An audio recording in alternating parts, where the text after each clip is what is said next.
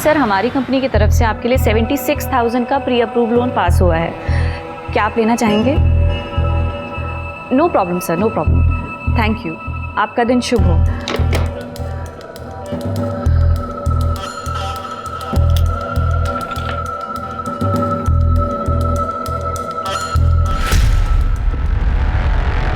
Good morning madam.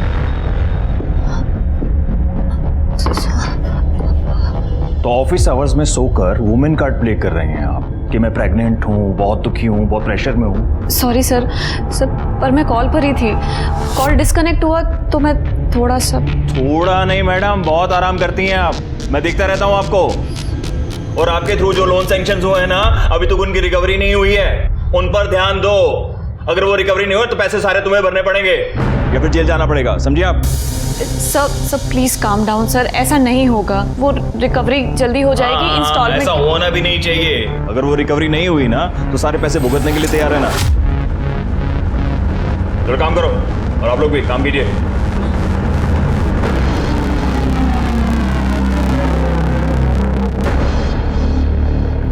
Mumtaz, एक advice दूं तुमको, तुम्हें ना इस वक्त घर पे बैठ के रेस्ट करना चाहिए। वरुण तुम्हें बताया तो था ना, अहमद का काम ठीक नहीं चल रहा है, और जब तक उसका काम ठीक नहीं होगा मुझे ये जॉब करनी पड़ेगी। उसका काम तो कभी भी ठीक नहीं चलेगा, क्योंकि वो सीरियस ही नहीं है अपने काम के लिए। उसे पता है ना कि तुम यहाँ पे हो कमाने के लिए। ऐसा नहीं है वरुण, अहमद अपनी पूरी कोशिश कर रहा है। तुम अहमद को ना खुदा मानना बंद करो और ये नवीन सर का लोन क्लियर करवाओ। तुम्हें पता है ना, एक नंबर के कमीने आदमी है वो।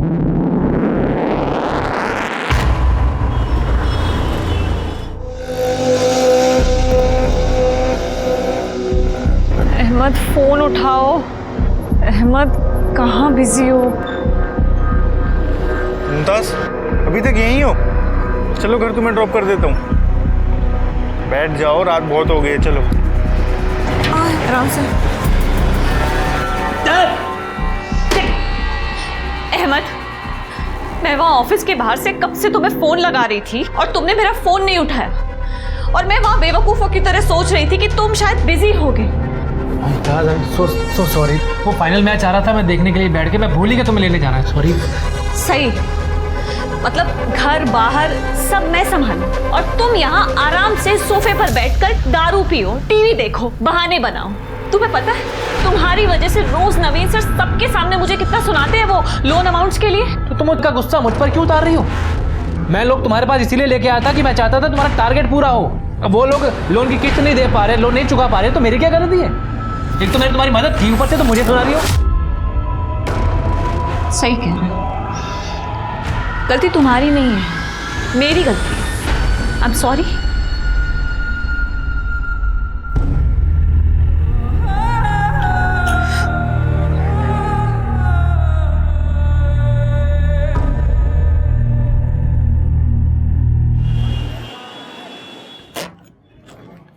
मुमताज, क्या हुआ? कल की बात से अब तक नाराज हो तुम? सॉरी बोला था ना तुमको। सॉरी बोलने से सब ठीक हो जाएगा क्या अहमद? मैं हूं ना, मैं सब ठीक कर दूँ। अच्छा सुनो, शुक्ला के लोन की किस्त है, तुम जमा कर देना। चलो। तो ये तुम मुझे क्यों दे रहे हो? शुक्ला से कहो ना कि डायरेक्टली कंपनी को ट्रांसफर करे। अरे तुम जमा करो या कंपनी में जाके जमा करे, बात तो एक ही है। तुम भी तो उसी कंपनी में काम करती हो। हाँ, ये लो, ध्यान दो। अच्छा सुनो मुमताज, कुछ और दोस्त हैं मेरे, वो भी लोन के लिए अप्लाई करना चाहते हैं, तुम बात करके देखना ज़रा। अहमद, मुझे नहीं लगता है कि अब नवीन सर मानेंगे, क्योंकि तुम्हारे थ्रू जितने भी लोगों ने लोन लिया है ना, उसमें से आधे लोग इंस्टॉलमेंट देने में गड़बड़ी कर रहे हैं। तो तुम बात तो करके देखना, माने तो ठीक, ना माने तो ठीक। हाँ?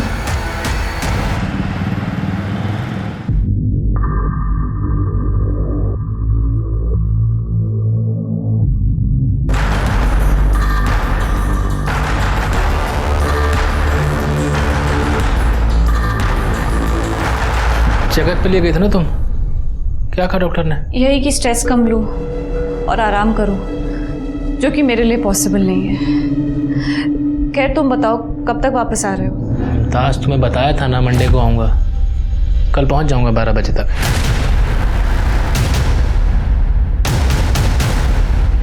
अहमद प्लीज़ जल्दी वापस आओ ना, मुझे अच्छा नहीं लग रहा है, बहुत घबराहट हो रही है। मुमताज अब तुम दोबारा शुरू मत हो, आ रहा हूँ ना कल।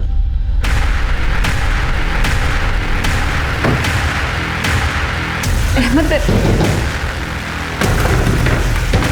कौन है? कौन आया? एक मिनट, दरवाजे पर कोई है।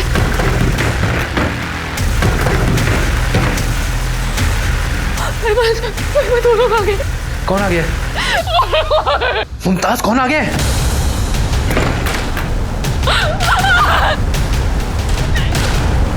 कहाँ ले जा रहे हो उसे? मुमताज, मुमताज। HR02 AK 2021।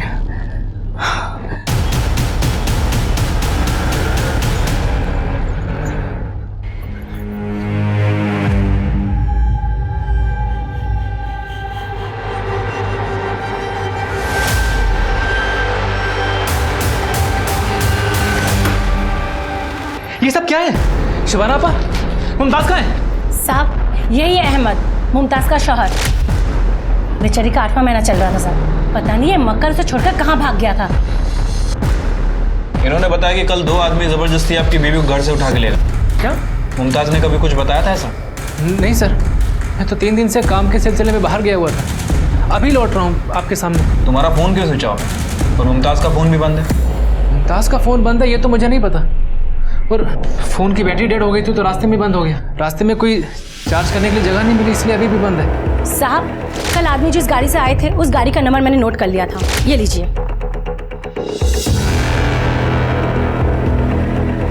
ये गाड़ी तो हरियाणा के रामफल चौधरी के नाम रजिस्टर्ड है। तुमने कभी सुना है इस रामफल चौधरी का नाम? अच्छा, मुमताज़ का हरियाणा से कोई कनेक्शन? सर मायका है हरियाणा में मुमताज़ का, हम दोनों ने भाग की शादी की है। मुमताज़ के घर वाले इस शादी के सख्त खिलाफ थे। सर मुझे लगता है कि मुमताज़ के घर वालों ने उसे उठाया है। सर जिस लड़की की किडनैपिंग हुई है वो एरिया आपकी ज्यूरिडिक्शन में आता है, और जिस गाड़ी से किडनैपिंग की गई थी वो गाड़ी भी इसी एरिया से रजिस्टर्ड है सर। लड़की का अपने घर से भागकर शादी करने का मामला है सर। ये लोकल लोग घर से भागकर शादी करने को या गैर बिरादरी में शादी करने को गलती नहीं पाप समझते हैं। ये लोग अभी भी पुराने रीति रिवाजों को पकड़ के बैठे हैं।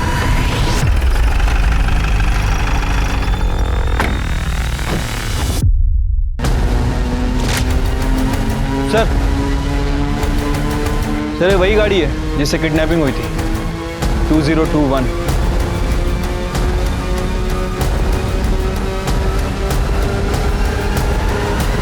आओ दरोगा आओ, आई आओ, भाग्य मारे। क्या लोगे? चाय पानी कुछ? पता था पुलिस आने वाली है तो पहले ही पंचायत जोड़ ली। दरोगा ये गांव है, यहाँ पूरा गांव दांत कटी रोटी की तरह रहता है। सारे शहर जैसा न है, बगल में कोई रह रहा है सालों से और पता ही नहीं कौन है। या था हमारी रोज की बैठक से। वो गाड़ी तुम्हारी है? क्या मत है? मुमताज, सुना भाई, मुमताज किडनैप हो गई। ओ शाहजहां पता नहीं कहाँ खड़े खड़े इंतजार कर रहा। मजाक नहीं कर रहा हूँ मैं भी मजाक नहीं कर रहा। कौन मुमताज?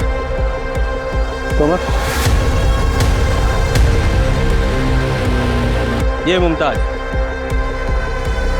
ये मुमताज है। ए शांत खड़ा है। मुमताज नहीं, ये ज्योति है मेरी बहू, मेरे बेटे संदीप की लुगाई। और 6 महीने पहले ये भगा कर ले गया था। और भाई चोर का सीना तो देखो कैसे चोड़ा कि पुलिस लेकर आ गया।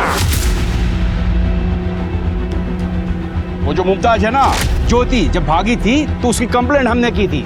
उसकी FI कॉपी है हमारा, ला दिखा। ये देखो जी, ये है वो कॉपी। हमारे गांव का छोरा कपिल परसों दिल्ली गया था, ये तो वो ज्योति से टकरा गया। उसने आके गांव में बताया कि ज्योति तो दिल्ली में रह रही। तो हम जाके उसे उठा लाए। अब ये बताओ इसमें किडनैपिंग किस बात की? जब उस लड़की का नाम ज्योति है तो तुम मुमताज क्यों बता रहे हो? सर ये लोग ठीक कह रहे हैं, उसका असली नाम ज्योति और मेरा पंकज है। सर हम दोनों नाम बदल कर ही दिल्ली में रह रहे थे। हम अगर नाम नहीं बदलते ना तो ये लोग हमें ढूंढ के जान से मार देते सर, हमारी मजबूरी थी। हाँ जी, तो हो गई आपकी तसल्ली। अब आपका काम हो गया, आप निकलो यहाँ से। ये हमारे घर का मामला है, हम निपट लेंगे। सर प्लीज, सर प्लीज आप एक बार ज्योति को बाहर बुला दीजिए, उसकी जान को खतरा है सर। अरे उसकी छोड़ तू अपनी सोच। वो निकलने यहाँ से। पीछे हम बाहर ही लुकाइए, मैं देख लूंगा क्या करना है। सर ज्योति के पेट में मेरा बच्चा है सर, मेरे बच्चे की जान को खतरा है सर। अरे मार मार का तीतर बना दूंगा तेरा। उसके पेट में तेरा नाम मेरा बच्चा है। के पेट में मेरा बच्चा है। काल मसाला मांग रही है तेरी, जैसा बोलेगा नहीं गाड़ दूंगा। शांत खड़ा रहे। जिस औरत को किडनैप करके लाए हो, मुमताज या ज्योति जो भी है, इससे मिलना है और मिलके ही जाएंगे। तुम्हारी बात समझ में? चलो हटो। हमारा घर है, अंदर जाके दिखाओ। दरोगा अंदर तो जा नहीं पाओगे, मैं भी देखूं थारे में भीम कौन है। अरे पीछे हटो। ए दरोगा, इतना चिल्लाने की जरूरत नहीं था। ज्योति हमारा वारिस हमें देख के चली जाए, फिर सुसरी जहां जाना चाहे कोई मतलब ना है मन।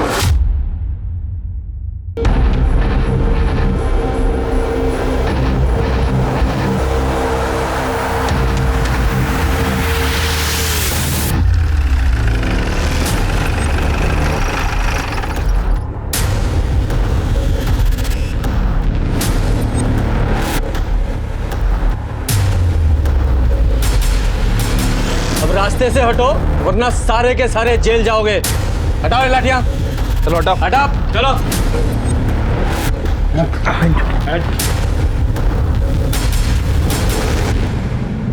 शर्मा, तोमर, ये दोनों कमरे चेक करो।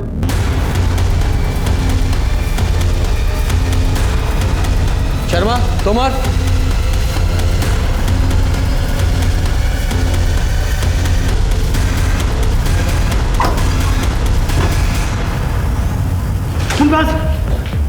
कैसे तुम ठीक हो ना बेटा? लेके चलो।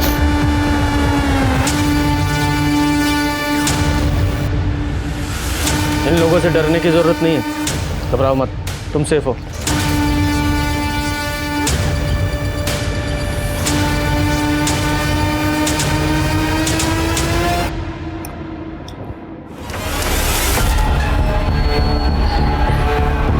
देखिए, गांव वालों से तो हमने काफी कुछ सुन लिया, अब आपकी स्टोरी आप बताइए। सर, मेरे बापू एक गरीब किसान है। जमीन के नाम पर एक छोटा सा टुकड़ा है, जिसकी कमाई से घर चलाना बहुत मुश्किल है।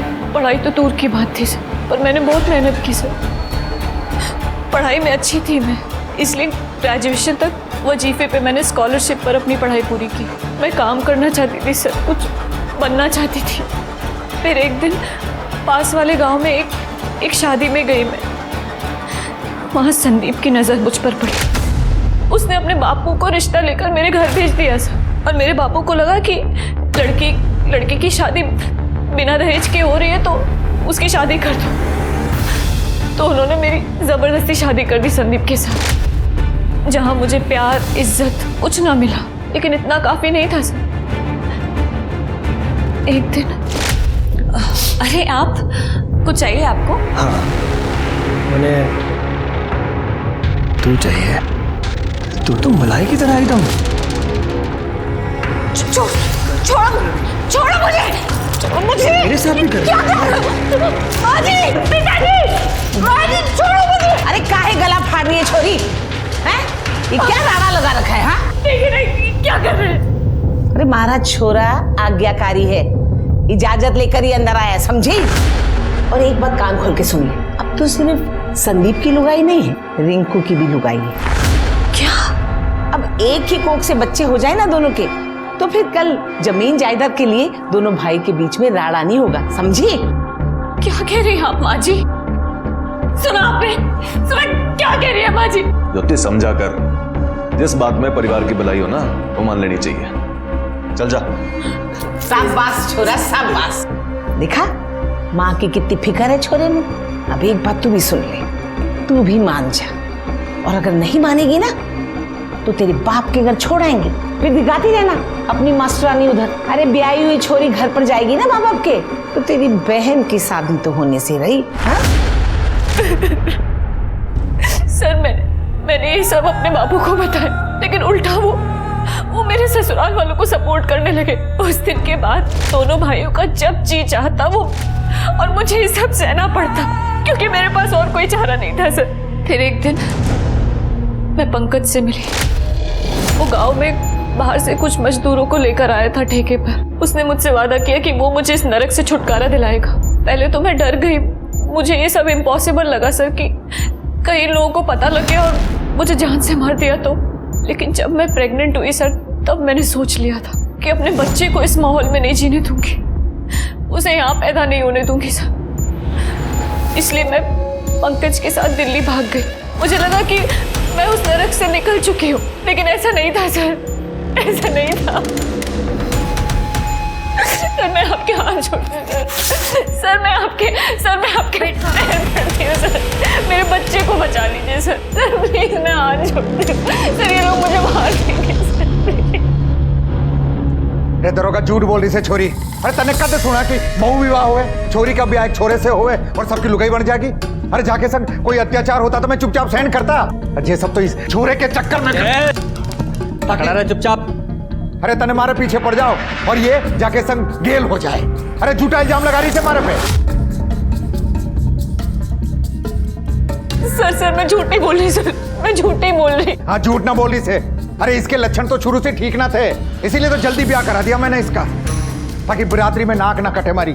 सर प्लीज मेरा यकीन करिए सर, आप चाहे तो बिट्टो से पूछ सकते हैं, उसको सब पता है इन लोगों ने मेरे साथ क्या क्या किया है सर। बिट्टो कौन है? अरे नौकरानी थी हमारी और इसकी घड़ी लाडली है। अब से तुझे फटे पुराने कपड़े पहनने की जरूरत ना है, ये ले अब से इन्हें पहन, और किसी चीज की जरूरत हो ना तो बता देना। हाँ लुटा दे, सारा घर लुटा दे इस पे, नौकरानी को महारानी बना दे, पैर की जुत्ती को सिर पे चढ़ा रखा है। बुलाइए बिट्टो को। कहां से बुलाएं? ये भागी उसके पीछे वो भागी, 2 महीने हो गए, घर का पैसा जेवर सब लेके भागी। और आपकी थाने में रिपोर्ट लिखाई थी चोरी की, ना बिट्टो मिली ना चोरी का सामान। नहीं सर ऐसा नहीं हो सकता सर, जरूर इन लोगों ने बिट्टो के साथ कुछ किया है सर। मैं तेने बता रहा हूँ दरोगा, ज्योति में इतना दिमाग ना है, ये सारी करतूत ना इस नीच की है कि सारा इल्जाम हमारे पे लगा दे और हम इसके झूठ की सजा काटते हैं। नहीं सर नहीं, मैं ऐसा बिल्कुल नहीं चाहता हूँ सर। मैं बस इतना चाहता हूँ कि मेरी होने वाली औलाद सही सलामत रहे, जो ज्योति के पेट में। तेरा बच्चा ज्योति, तुम कहते क्यों नहीं है कि मेरी औलाद है? अरे बता ज्योति, इधर देखो, ये मेरी औलाद नहीं है। ज्योति, तुम्हारे लिए मैं यहां मरने चला आया, इन सब से बचने के लिए तुमने मेरा इस्तेमाल किया। दरोगा जी देख लिया आपने, मैंने पहले ही बताया था आपको कि ये बालक ये संदीप का है और ये है संदीप की लुगाई, और बिना तलाक की ये शादी वैसे भी गैर कानूनी है। हमको कुछ नहीं चाहिए, हमें अपना वारिस मिल जाए, फिर इसकी मर्जी जहां चाहे वहां चली जाए। चल उठा ले, चल इसको। पंकज प्लीज मुझे अपने साथ ले चलो। पंकज ये लोग मुझे मार देंगे। पंकज प्लीज। सर आपको जो करना है कीजिए, मेरा इसके साथ कोई रिश्ता नहीं है। पंकज बंद करते रहना नाटक, और कितनी बेइज्जती करवाएगी मारी तू। संदीप चल गाड़ी में बैठा इसको। नहीं सर मुझे उनके साथ नहीं जाना है सर, मुझे बचा लीजिए सर, मेरे बच्चे को बचा लीजिए, बहुत डर लग रहा है। ज्योति आप लोगों के साथ नहीं जाएगी, अपने पिता के साथ जाएगी। दरोगा क्या बोल रहा थे? मैं न ले जा सकूं भी नहीं। अरे बिरादरी में हुक्का पानी बंद कराएगा क्या मारा? अरे ब्याही छोरी है, पियर नहीं ससुराल जाएगी। चुप, बकवास नहीं, वरना सब लोगों को हवालात में डालूंगा मैं। ये कानून तुम्हारे समाज के हिसाब से नहीं चलता है, कानून के हिसाब से ये समाज चलेगा। और हाँ, ज्योति को या उसके बच्चे को नुकसान पहुंचाने की सोचना भी मत। लेके जाओ उसे, जा बेटा।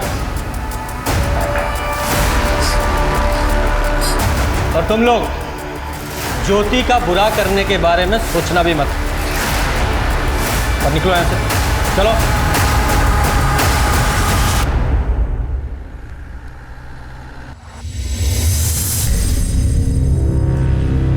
दीदी दूर रहते, बड़ा मोटा काम करके आई से ना, जो खुश हो रही से गाना गले लगने की जरूरत ना से। बापू आपको कभी तरस नहीं आता मारे पे? अरे सगी बेटी हूँ। तन्ने आया था तरस मारे पे? अरे थारे करतूत की वजह से आज हमारा गांव में हमारा दरवाजे पे कुछ थूकने तक ना आता। अरे मारा बस ना चलिया, नहीं तो वही थाने में गला तोड़ देता थारा मैं।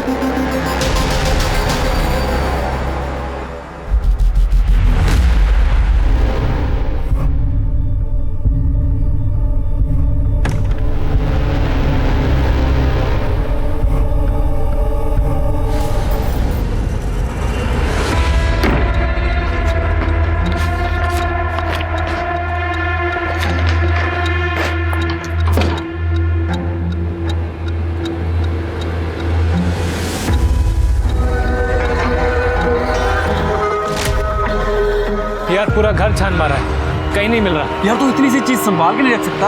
अब गलती की है तो भुगत। अब मुझे तो समझ में नहीं आ रहा क्या करूं, तू ही बता दे। मुझसे मत पूछ, जो करना है कर।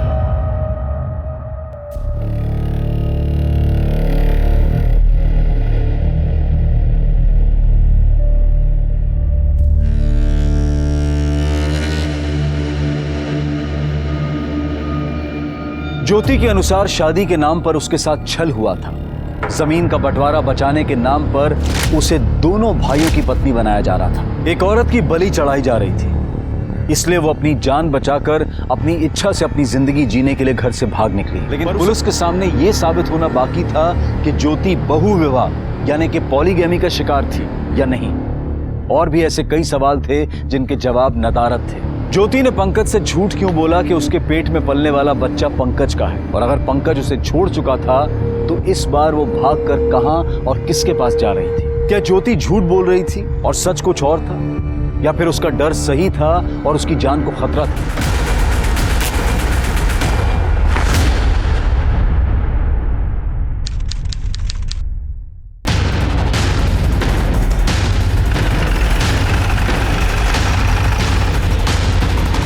और ये इन्होंने तो मिसिंग कंप्लेंट भी नहीं लिखवाई। क्या कंप्लेंट लिखवा था? मन ने तो पता था, फिर से भाग जागी। कब गायब हुई थी? 4 दिन पहले सवेरे नींद से उठे तो घर में ना दिखी, समझ के भाग गई। शोर इसलिए नहीं मचाया कि बेइज्जती हो जाती। अच्छा राम मर गई। इसके चाहने वाले तो गांव में आने लगे थे, उनके कारण और मिट्टी पलीत हो रही थी मारी।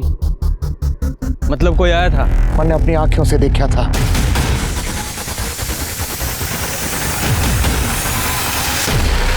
जब उसने मारा घर छोड़ ही दिया था, हमारे वारिस को लेके भाग गई थी, इज्जत का भट्टा बिठा दिया, तो फिर हमें क्या मतलब वो सुसरी जिंदा है या मर गई?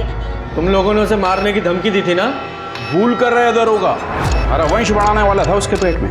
बालक के आने तक तो हम उसे खरोंच तक नहीं आने देते। घर में रहती, जिंदा रहती। ध्यान नहीं दिया होगा किसी ने, मार दिया होगा। मर गई तो हम क्या करें? ज्योति जिस रात गायब हुई, तू कहाँ था? घर पे ही थे, और कहाँ थे हम? और तू? अरे घर पे ही था। किशन ने बताया कि ज्योति से मिलने कोई आदमी आया था, अंदाजा है कौन था वो? यो तो पता नहीं कौन था, पर हाँ कोई तो मिलने आया था। भाई साहब, ये ज्योति का घर यही है क्या? हाँ भाई साहब। क्या घर तो यही है, बाकी तू बता, तू कौन है? क्या काम है तूने ज्योति से? भाई साहब जेल भिजवाना है उसको। मुमताज बन के मेरे ऑफिस में काम कर रही थी और पैसे लेकर भागी है वो। बोला तू जेल भिजवाएगा? बेवकूफ लग रहे हैं हम। नहीं भाई साहब देखिए, आशिकी लड़ाने आया ना ज्योति से, मार साले को। आशिकी लड़ाने आया ना भाई साहब, तेरा हवाई जहाज में आता हूं मैं साले। रिंकू समझा। अरे ये तेरी ज्योति मुमताज जो कोई भी है अभी आना रहती, अपने बाप के घर पे है वो, वहीं जाके बस। शर्मा, ये ज्योति ने बताया था कि उसे बहुविवाह पॉलीगैमी के नाम पर दोनों भाइयों के साथ सोने के लिए मजबूर किया जा रहा था, जिसकी गवाह उनके घर की नौकरानी वो बिट्टो थी। अब ज्योति झूठ बोल रही है सच बोल रही है, ये जानने के लिए इस बिट्टो का मिलना बहुत जरूरी है। लेकिन सर ज्योति के ससुराल वालों ने कंप्लेंट लिखवाई थी कि बिट्टो उनके घर पे चोरी करके भागी है। तुम्हें लगता है ये ज्योति के ससुराल वाले सच बोल रहे हैं? हेलो, क्या? ठीक है सर, दिल्ली से पीएसआई तोमर का फोन था। पंकज अपने घर से गायब है या गायब कर दिया गया है? शर्मा, इस पंकज के कॉल रिकॉर्ड्स और मोबाइल लोकेशंस निकालो और अपने खबरियों का अलर्ट करो। ये बिट्टो और इस पंकज दोनों का मिलना बहुत जरूरी है। रा इतनी जल्दी क्यों है तने मरने की? एक बार मारा काम हो जाने दे, फिर तेरी यो इच्छा भी पूरी कर दे। इसलिए खा पी के तू मस्त रह। नहीं, मुझे जाने दो, मैं किसी को कुछ नहीं बताऊंगी। मुझे जाने दो यहाँ से। यो तेरी सजा है जिसे तुझे भुगतना पड़ेगा। मुझे नहीं खाना।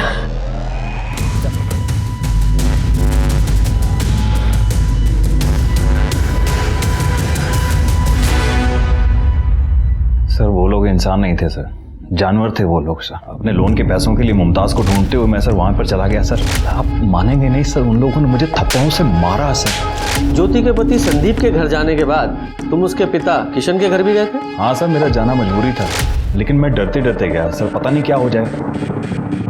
देखो मैं कुछ नहीं जानता हूँ, लोन के पैसे वापस दिलवा दो वरना मैं पुलिस में कंप्लेंट कर दूंगा कि तुमने कंपनी के साथ फ्रॉड किया है। सर मैंने कोई फ्रॉड नहीं किया है सर, प्लीज मेरा यकीन करिए सर। अगर आप मुझे यहाँ से निकालने में मेरी मदद करेंगे ना तो मैं वादा करती हूँ आपके पैसे वापस दिलवा दूंगी सर। मैं मेरे होने वाले बच्चे की कसम खा रही हूँ सर, मैंने कोई धोखा नहीं दिया, उल्टा मेरे साथ धोखा हुआ सर। प्लीज मेरी मदद करिए। देखो मुझे बेवकूफ मत बनाओ इस तरह से बार बार, आई ना समझ में? कौन है तू?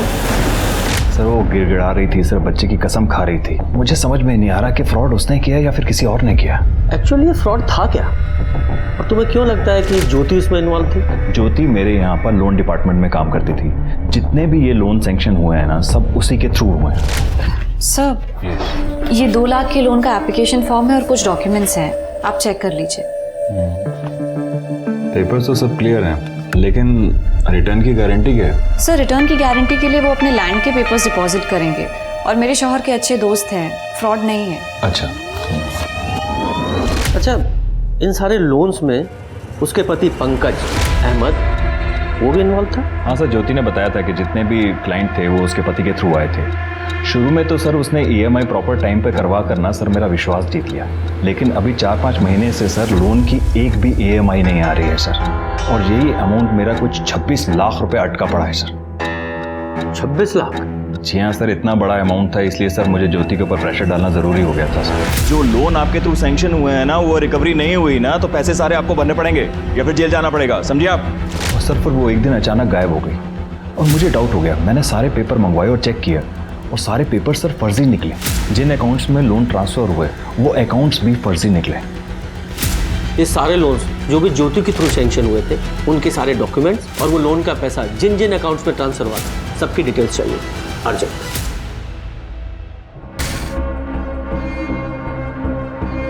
शर्मा, ये पंकज और लोन का 26 लाख रुपया दोनों ही गायब है, लगता है दोनों ही फ्रॉड भी है। सर मुझे तो इस नवीन पे भी डाउट हो रहा है। ज्योति की वजह से उसे 26 लाख का फटका लगा, पर वो इतने आराम से बैठा हुआ है। ये नवीन ने जो स्टोरी सुनाई है, जरा पता करो इसमें कितनी सच्चाई है। Please sir. सर ज्योति की पोस्टमार्टम रिपोर्ट, उसकी मौत रात 8 से 9 बजे के बीच सर पे रॉड या किसी भारी चीज से वार करने की वजह से हुई। और उसकी बॉडी को जलाने की भी कोशिश तो की गई, लेकिन पेट्रोल या केरोसिन जैसी किसी चीज का इस्तेमाल नहीं किया गया।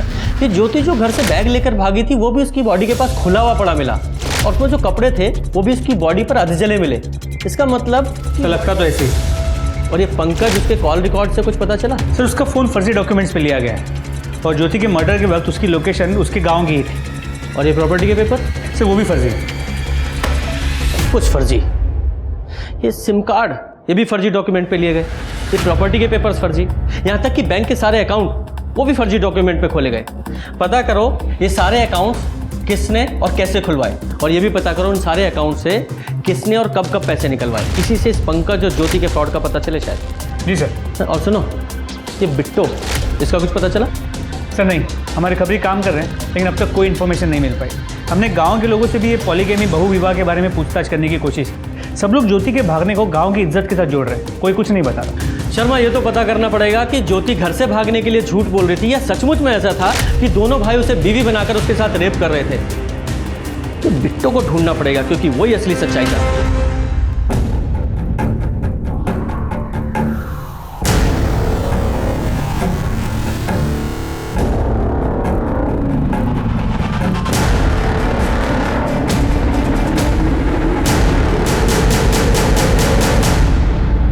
सर इनमें से आधे से ज़्यादा अकाउंट्स खाली कर दिए गए। ATM कार्ड के डेली लिमिट के हिसाब से पैसे विड्रॉ किया जा रहा है।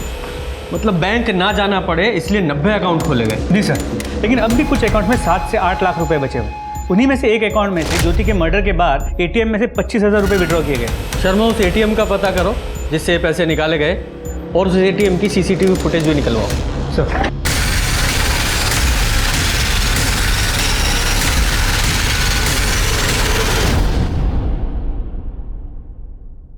सर, पंकज की मोबाइल लोकेशन के मुताबिक जिस वक्त ज्योति को किडनैप किया गया, उसकी मोबाइल की लोकेशन जयपुर के जगतपुर एरिया की थी। पर यह भी पता चला कि हर महीने 15 दिन में उसकी मोबाइल की लोकेशन उसी एरिया में 3 से 4 दिन के लिए होती है। जयपुर की लोकल पुलिस को इन्फॉर्म करो और पता करो इस पंकज का उस एरिया से क्या संबंध है। जी सर। जयपुर पुलिस की मदद से पंकज की तलाश शुरू हुई, और तभी उन्हें हरियाणा से एक ऐसी लीड मिली जिसने कई सवालों के जवाब तय कर दिए।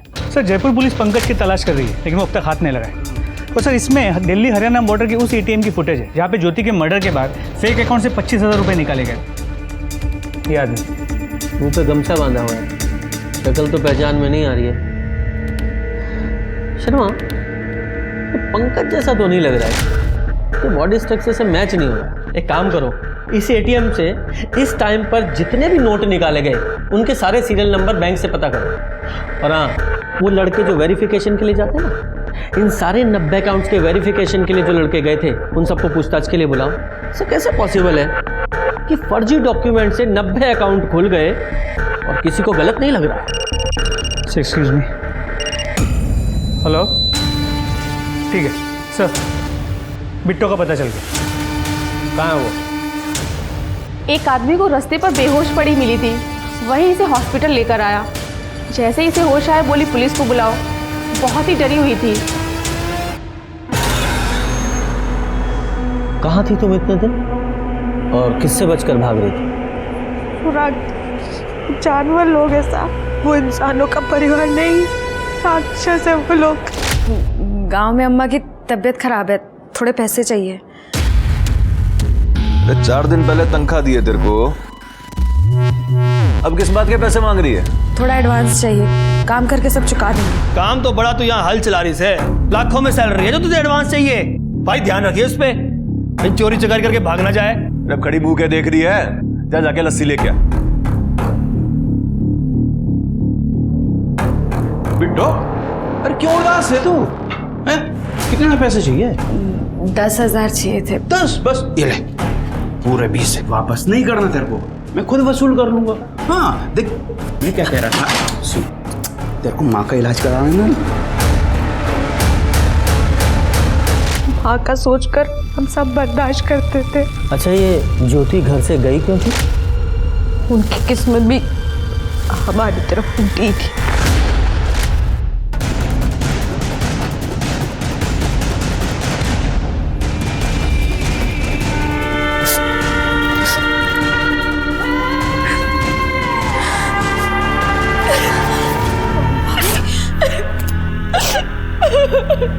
जमीन बचाने के नाम पर भेड़िया लोग भाभी के साथ जबरदस्ती करते थे। दोनों भाइयों के लिए एक ही बीवी ऐसा होता। सही किया उन्होंने वहां से भाग गए, कि भागने के बाद उन लोग की बहुत बेइज्जती, और ये झूठी इज्जत बचाने के लिए वो लोग भाभी को मारने के लिए ढूंढ रहे।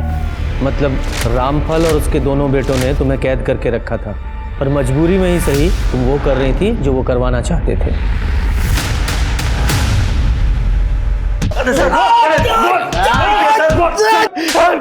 तेरे इन दो नालायकों ने पहले ज्योति की जिंदगी बर्बाद की और तूने बिट्टो की। जब ज्योति से वारिस चाहिए था तो उसे मारा क्यों? हमने उसे नहीं मारा, हमें तो बच्चे के आने का इंतजार था। अगर तूने नहीं मारा तो तेरे नालायक बेटों ने मारा होगा ना? क्यों?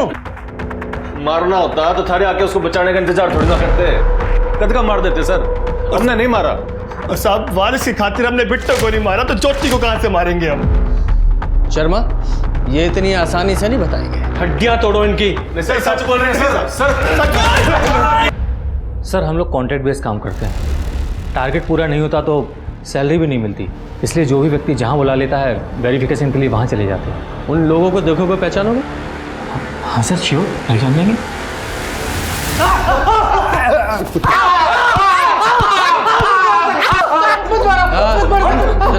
सर बताते, बताओ। सर हमें झूठे वेरिफिकेशन के लिए पैसे मिले थे सर। किसने दिए थे पैसे? बोल। पंकज ने। वो हमें अलग अलग जगह पे मिलने के लिए बुलाता था और उसने कहा था इस काम के लिए पैसे मिलेंगे और हम मान भी गए, पर कुछ दिन बाद पैसे आना बंद हो गए और वो दोनों गायब भी हो गए। वो दोनों? दूसरा कौन था? मतलब कोई औरत थी? नहीं सर, वो औरत नहीं, आदमी था। पंकज भाई, अकाउंट्स में कुछ गड़बड़ हुई है। मैं बैठा हूँ ना बैंक में, तुम लोग टेंशन मत लो, मैं सब संभाल लूंगा, तुम पर कोई हाथ नहीं डालेगा। तू तो उन्हें बचा रहा था ना, तो अब आया ना पुलिस के हाथ में, तो अब कौन बचाएगा तुझे? पंकज कहाँ है? बोल, पंकज कहाँ है? सर जयपुर में।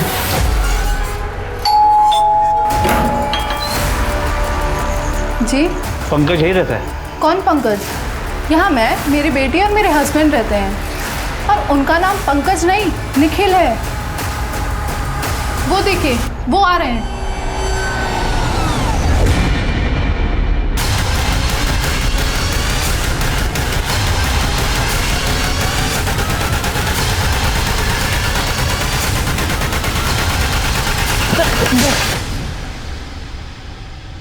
सर मेरा असली नाम निखिल है। मैंने ज्योति से झूठ कहा था कि मेरा नाम पंकज है। सर मैं पहले से शादीशुदा हूँ और ज्योति को मेरे सच के बारे में पता ना चल जाए, इसीलिए झूठ का सहारा लिया था। समझ गया, आगे बोल। सर सुमित और मैं एक साथ जयपुर से दिल्ली आए थे। सुमित की तो दिल्ली में बैंक में नौकरी लग गई, पर मुझे कहीं जॉब नहीं मिली, तो मैंने सुमित के साथ मिलकर एक प्लान बनाया। देख, तू अगर अपने बैंक में फर्जी अकाउंट खुलवा दे तो हम लोग रातों रात अमीर हो सकते हैं। अब इतने सारे अकाउंट खोलने के लिए बहुत सारे लोग और डॉक्यूमेंट चाहिए। अरे वेरिफिकेशन होता है यार बैंक की तरफ से। देख, तू बस वेरिफिकेशन संभाल ले, लोग और डॉक्यूमेंट्स मैं अरेंज कर दूंगा।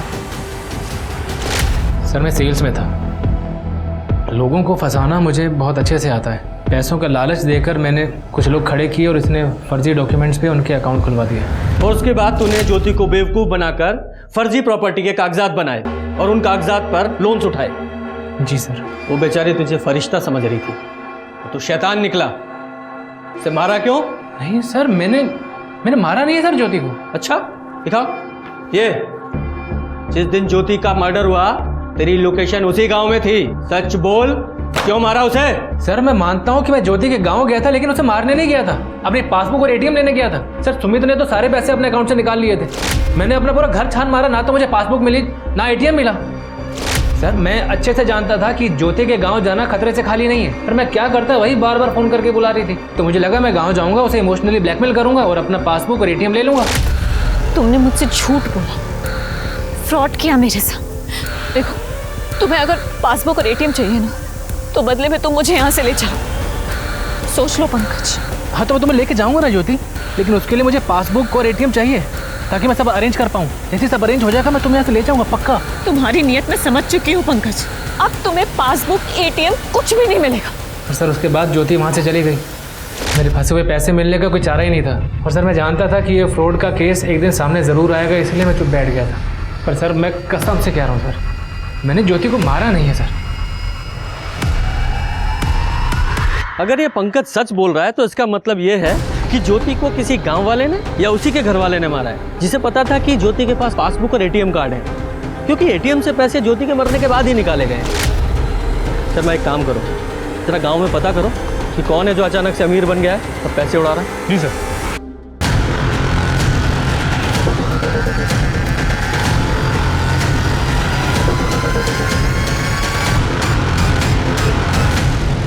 सर वो तो खुद लोगों को बोल रहा है कि उसी ने ज्योति का मर्डर किया। जोर शोर से शादी की तैयारियां चल रही, पर एडवांस में वही सीरियल नंबर के नोट्स बांट रहा है जो ज्योति के मर्डर के बाद एटीएम से निकाली गई। उठाओ इसे। तो बता, क्यों मारा अपनी बेटी को? कभी न मैंने नहीं मारा हमारी छोरी ने। अच्छा, जो तो खुद ही बताता हुआ घूम रहा है पूरे गाँव में कि मैंने अपनी बेटी को मार दिया, वो क्या है? अरे वो तो इज्जत की खातिर झूठ बोलना पड़ेगा। रोका। अरे अपने गांव में बिरादरी की इज्जत की खातिर अपनी छोरी ज्योति का खून मैंने अपने हाथों से कर दिया। अच्छा? और वो झूठ मैंने खुद फैलाए थे, तभी तो बबलू का बाप बबलू और प्रिया की शादी के लिए तैयार हो गया। इतने सारे पैसे तेरे पास आए कहाँ से? क्यों? क्योंकि जिसने तुझे वो पैसे दिए ज्योति का मर्डर उसी ने किया है। यूं तो ज्योति को मारने के बाद एटीएम से पैसे तूने निकाले थे।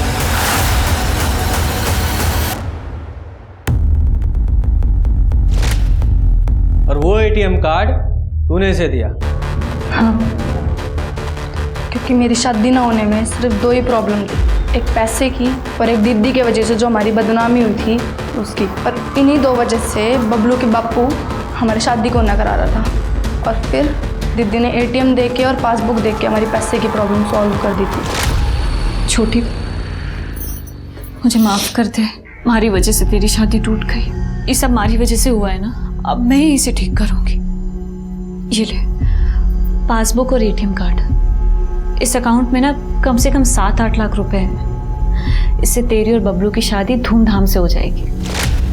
फिर मैंने बबलू को बताया कि हमारी पैसे की प्रॉब्लम सॉल्व हो गई है, तो इसने कहा पैसे तो हो गए, पर जो दाग इज्जत पे लग गया उसका क्या? जब तक वो नहीं धुलेगा ना, हमारा पप्पू ना ब्याह के लिए हाँ नहीं करेगा। और ऊपर तक तो ज्योति थारे ही घर में थारे ही साथ रह रही है। मैंने तेरा बाप नहीं समझ में आता, मारने के बजाय उसकी तीमरदारी में लगा हुआ है। अरे वो नहीं मार रहा तो क्या हो गया, हम मार देते हैं, है ना? और सारा पैसा भी हमारा ही हो जाएगा और तेरा बापू भी खुश हो जाएगा। उसके बाद दीदी जहाँ भी जाती मैं पूरी नज़र रखती उस पर। फिर वो एक दिन पंकज से मिलने गई तो मैंने बबलू को कॉल करके सब बता दिया, दीदी निकल चुकी है। अगर मैं सारे पैसे बापू ने दे देती तो मुझसे 1000 सवाल पूछता, इसलिए मैंने पैसे बबलू को दे दिए, ये कहकर कि इज्जत तो वापस आ गई है, तो फिर अब शादी पैसे की वजह से क्यों रुके। और ये पैसे उसने बापू को दे दिए। और वैसे भी मेरी शादी दीदी की वजह से टूटी थी, हमारी बदनामी हुई थी, पहले जैसा सब करना था, तो इसलिए मार दिया दीदी को। अब जाओ जेल, वहीं निकलेगी तुम्हारी बारात। हम सुधरेंगे तो समाज सुधरेगा। हम गलत बातों, गलत चीजों के आगे घुटने नहीं टेकेंगे, आवाज उठाएंगे तो समाज बदलेगा। अब मैं अनूप सोनी आपसे विदा लेता हूं, फिर मुलाकात होगी क्राइम पेट्रोल सतर्क में एक और नए केस के साथ। तब तक अपना और अपने परिवार का ख्याल रखें, सतर्क रहें, सुरक्षित रहें और देखते रहें क्राइम पेट्रोल सतर्क। जय हिंद।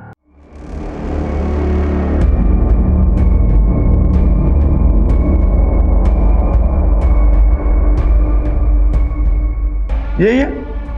अरे हाथ मत दिया। अरे हाँ, अरे बाप मर गया ना, मगर तू फिक्र नहीं करना, मैं है ना। अरे इतने सारों को मैं पाल रहा हूं तो तेरे पर रोटी डाल दूंगा।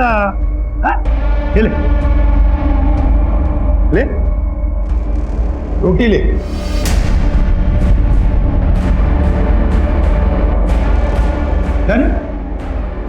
क्या हुआ, दूसरी चाहिए? ये ले ले।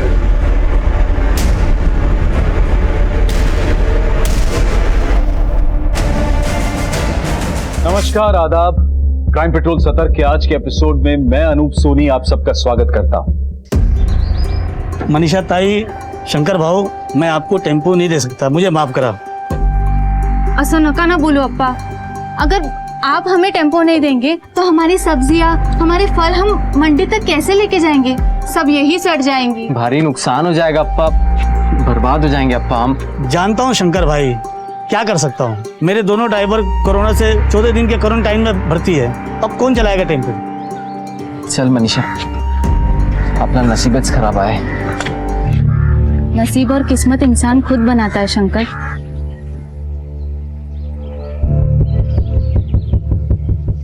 अप्पा, तेरा टेम्पो मेरे को देगा? तू क्या करेगा टेम्पो? मैं चला कर लेके जाएगी मुंबई। तू मजाक क्यों कर रही है? अरे नहीं, मला येते चालवायला और मेरे पास लाइसेंस भी है। अप्पा, मेरे बाबा ने मुझे टेम्पो, ट्रैक्टर सब चलाना सिखाया है। मैं अपनी सब्जियां लेके जाएगी, तू बोल देगा? देख, तुझे ताई बोलता हूँ, तेरा ही टेम्पो है, लेके जा। शंकर भाऊ, तुमच्या बायको लय भवानी है, भवानी।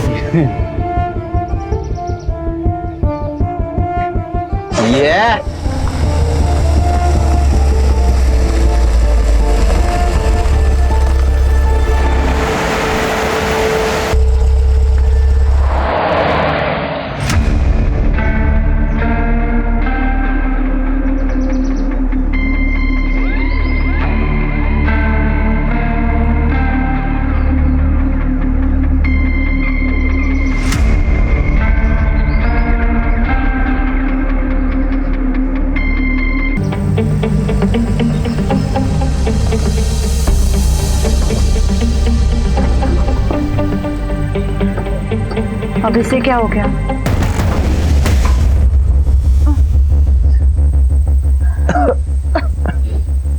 अभी क्या करें? फिलहाल तो किसी की मदद लेकर हाईवे तक पहुंच जाते, किसी मैकेनिक को बुलवाकर ठीक करवा लेंगे। चलो चलो।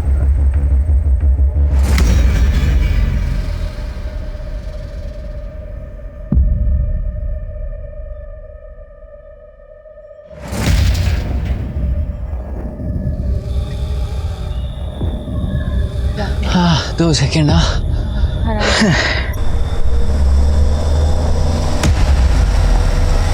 से धीरे धीरे। गाड़ी आई, गाड़ी गाड़ी गाड़ी गाड़ी। ए भाऊ भाऊ भाऊ भाऊ भाऊ, वो हमारा टेम्पो खराब हो गया है, आगे हाईवे तक छोड़ देंगे। बैठ जाओ। चल चल चल।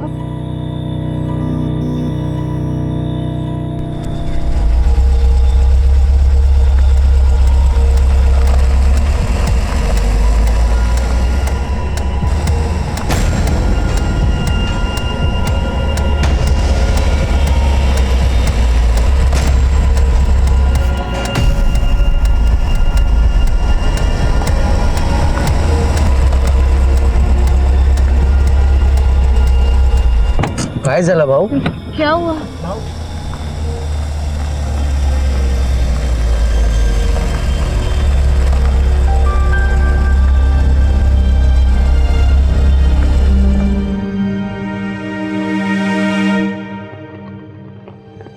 अंजली, हे अंजली, आहो आहो, बघा ना, अंजलीला बहुतेक ताप आलाय। देखो ना, इसका अंग गरम लग रहा है, एक बार देखो ना। इसका अंग तो बहुत गर्म है ना? चल डॉक्टर के पास जाना चलो चलो। अरे रुको साहब, हमें अंदर जाने दीजिए, हमारे बच्चे की हालत बहुत खराब है, डॉक्टर से मिलने दीजिए। आप लोग वेट कीजिए साहब, मैं यहीं रुकता हूँ साहब, प्लीज आप वेट कीजिए प्लीज। साहब साहब साहब प्लीज। डॉक्टर साहब, मेरी बच्चे की हालत बहुत खराब है, एक बार देख लीजिए। ठीक है, आप बच्ची को यहाँ लेटाइए, मैं देखता हूँ बेंच पे। जी। I am sorry, she is dead.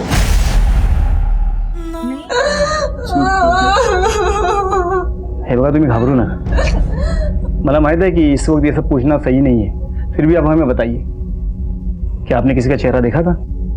उन्होंने मास्क पहन रखा था। और आप गाड़ी के बारे में कुछ बता सकते हैं? वो कुछ स्टिकर जैसा था गाड़ी के पीछे, वो आंख जैसे जैसे कुछ झांक रहा हो, ठीक से याद नहीं आ रहा। गाड़ी का रंग तो याद होगा?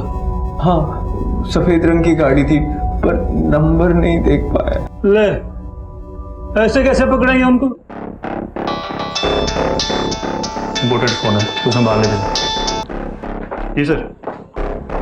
जी देखिए, इनका मेडिकल टेस्ट करवाना पड़ेगा। तुम्ही काय काळजी करू नका, आमची लेडी कॉन्स्टेबल इनके साथ जाएगी।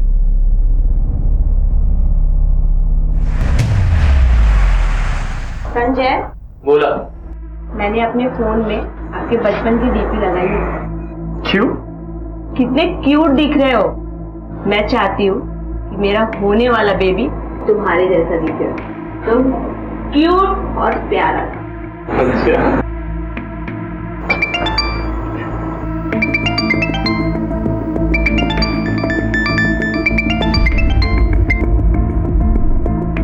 कोई इम्पॉर्टंट कॉल है? तुझ्यापेक्षा काही इम्पॉर्टंट नाही, आणि आता मी माझ्या बायकोची आणि होणाऱ्या मुलाची सेवा करतो। Meetings cancel.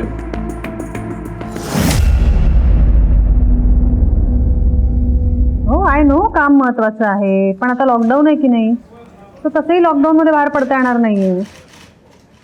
नाही, मित्राकडे तर नाहीच नाही। बरं, एक मला फोन येतोय, मला फोन ठेवायला लागेल। And no means no, you are not going. Hello जी, जी हम पहुंचते हैं। बरवे, चलो, नासिक मुंबई हाईवे पे एक लाश मिली है।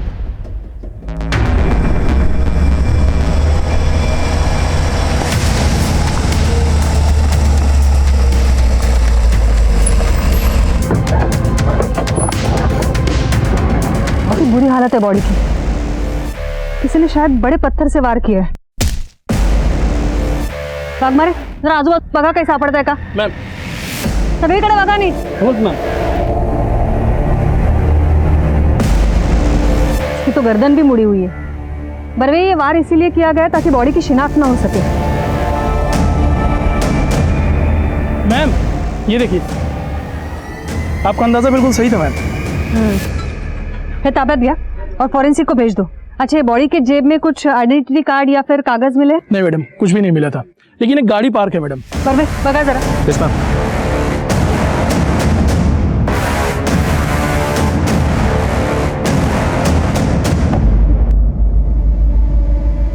वाघमारे, ये यहाँ से कोई अपना आदमी गुजरा था? नहीं मैम, कोई नहीं गया था।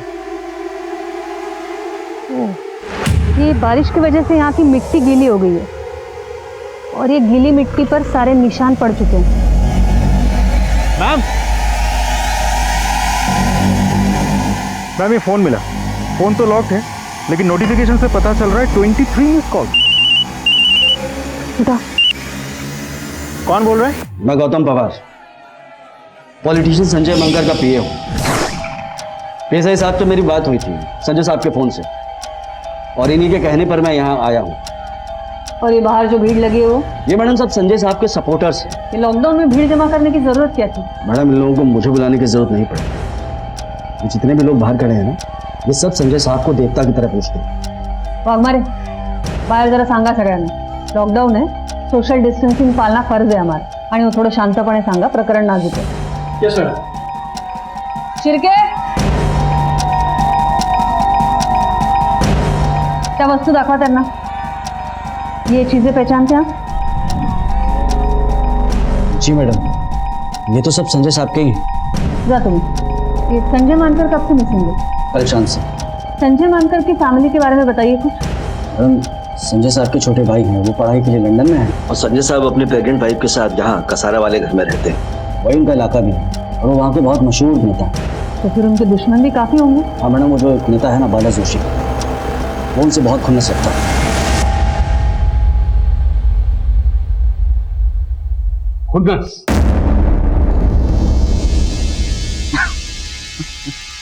अरे साहेब, मी का खुन्नस ठेवू त्याच्यावर? ना ये जो ये सब लोग हैं ना, वही खुन्नस रखते थे इसके ऊपर। क्योंकि ये संजय मानकर जो है, नेता की खाल में भेड़िया था, क्रिमिनल था।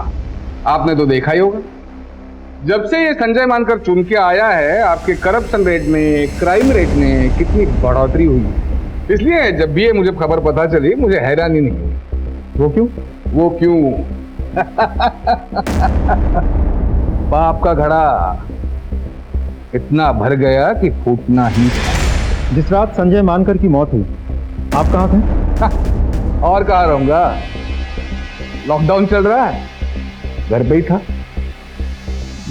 ये जोफर साहब, कहिए आपकी रिपोर्ट क्या कहती है? ऑफिसर, ऐसा लगता है कि इसके गर्दन पर किसी धारदार हथियार से वार किया गया है, और एक ही बार में इसका गर्दन कटकर झुक गया है। इसका मतलब है मौत वार करने के बाद ही हो गई थी, और बाद में सर पत्थर से कुचला गया। जी ऐसा ही हुआ।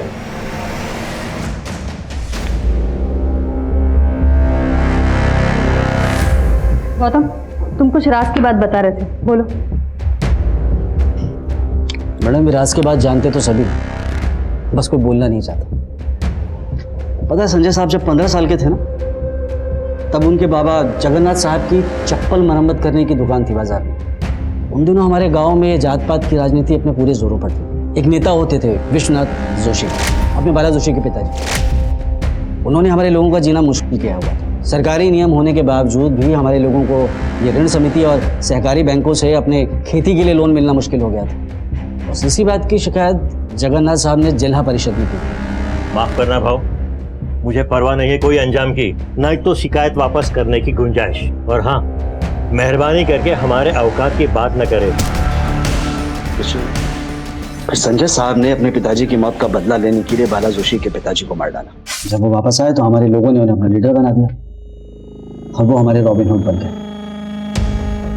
बस वहीं से जोशी खानदान के पतन की शुरुआत हुई। ठाकुर, मानकर केस की फाइल आना। देखिए, हम आपकी हालत समझ सकते हैं, लेकिन इस इन्वेस्टिगेशन को आगे बढ़ाने के लिए हमारे लिए जानना बहुत ज़रूरी है कि आपके पति संजय मानकर जी को किसने मारा। आपको किसी पे शक?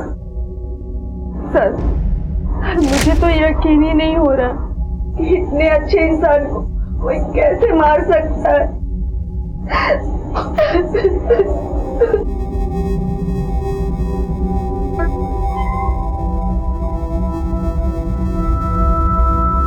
Thank you.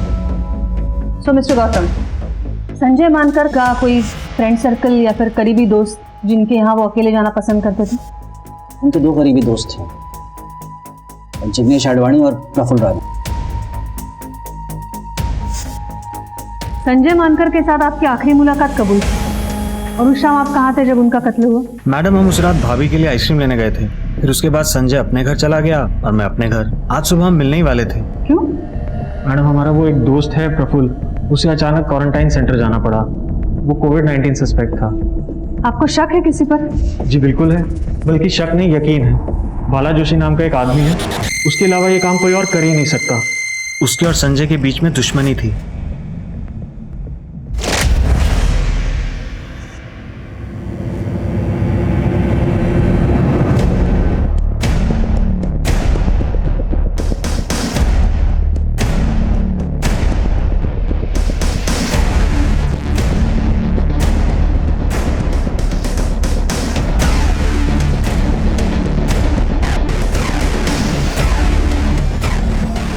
अंजली, हे बघ, मी तुझ्यासाठी काय बनवले, खाएगी ना? तू काय करतेस मनीषा? खाली.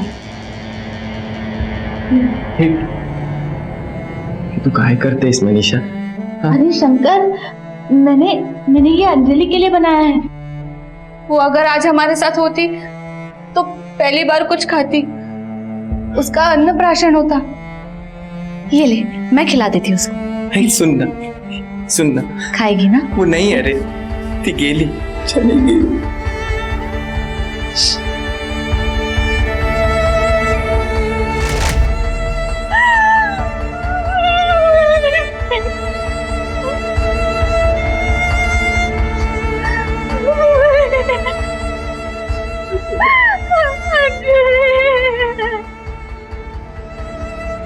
हाँ सर, बिल्कुल हो जाएगा सर. सर आप चिंता मत कीजिए सर, पक्का पक्का सर, 100%. जी जी सर. सर. हाँ बाग बड़े बोला. सर मनीषा का जहाँ पे रेप हुआ था वो सारा एरिया छान मारा, लेकिन वहाँ पे कुछ भी नहीं मिला, ना ही कोई आई विटनेस. कुछ मिलेगा भी नहीं, कोई दम नहीं है उस केस में. सर हमें उस गाड़ी को ढूंढना चाहिए जिस गाड़ी के बारे में शंकर ने हमें बताया था. अरे तुम बूढ़े हो गए हो बूढ़े. कल को वो स्टिकर मैं अपनी गाड़ी पे चिपका दूंगा, तुम तो मेरे पे केस बना दोगे. कौन साहब? जाओ चाय के लिए बोलो.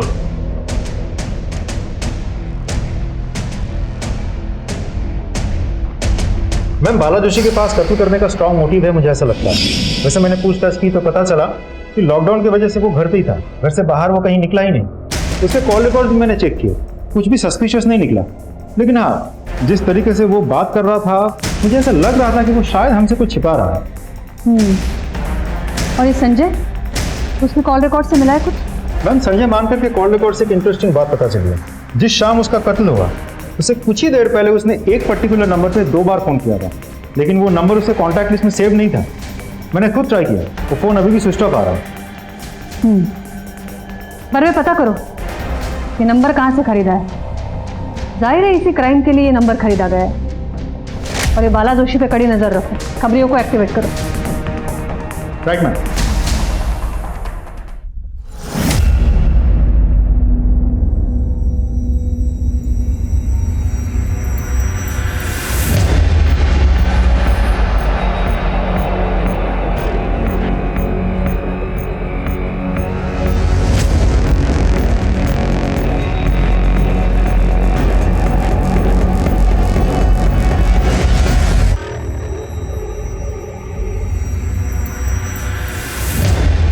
हेलो मैम, एक इंपॉर्टेंट इन्फॉर्मेशन मिली है.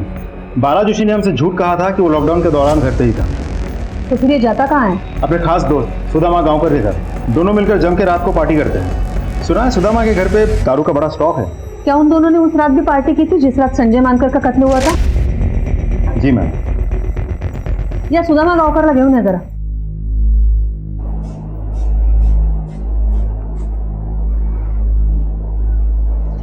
बीपी तो नॉर्मल है, बट आर यू श्योर आप इन्हें घर ले जाना चाहते हो?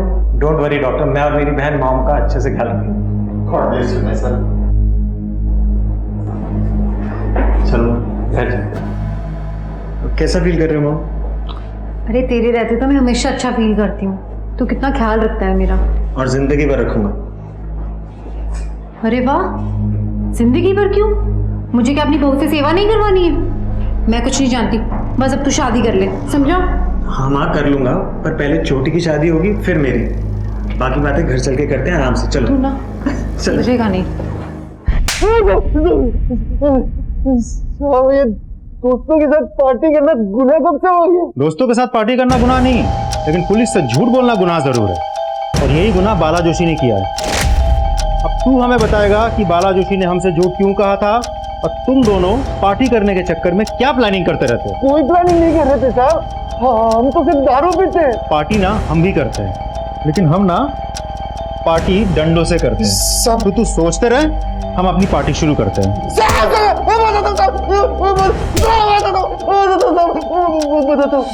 जब वो बाला संजय मानकर को मरवाना चाहता था साहब, और तो उसके लिए वो उसके कॉन्ट्रैक्ट किलर प्रकाश मानसेकर को सुपारी भी दी थी साहब। वो संजय मानकर बहुत खतरनाक और शातिर है, उसे भनक भी लग गई या वो बच गया तो हमें वो सीधा नर्क भेज देगा, इसलिए काम बहुत सावधानी से करना।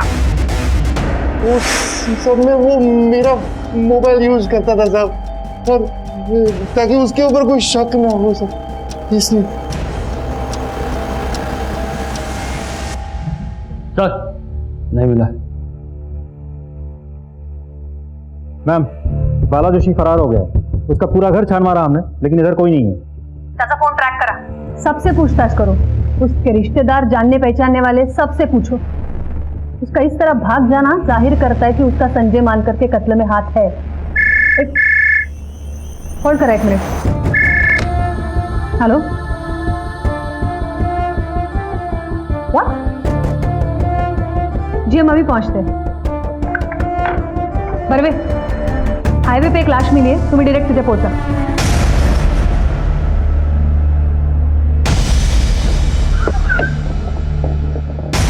मैम, मैंने बॉडी की शनाख्त कर ली है, ये अडवाणी ही है, और इसे भी ठीक उसी तरीके से मारा गया है जैसे संजय मानकर को मारा गया था। गर्दन भी उसी तरह मुड़ी हुई है, और शायद वार भी किसी पत्थर से ही किया गया है। एक बात और मैडम, ये क्राइम स्पॉट भी पिछले क्राइम स्पॉट से ज्यादा दूर नहीं है। बरवे, ये पैरों के निशान देखो, ये उसी तरह के पैरों के निशान है जो पिछले क्राइम स्पॉट पे थे। बरवे, ये प्रकाश मानसेकर और बाला जोशी दोनों को लेकर आओ। प्रकाश और बाला दोनों मुझे चाहिए, किसी भी हालत में। Yes ma'am.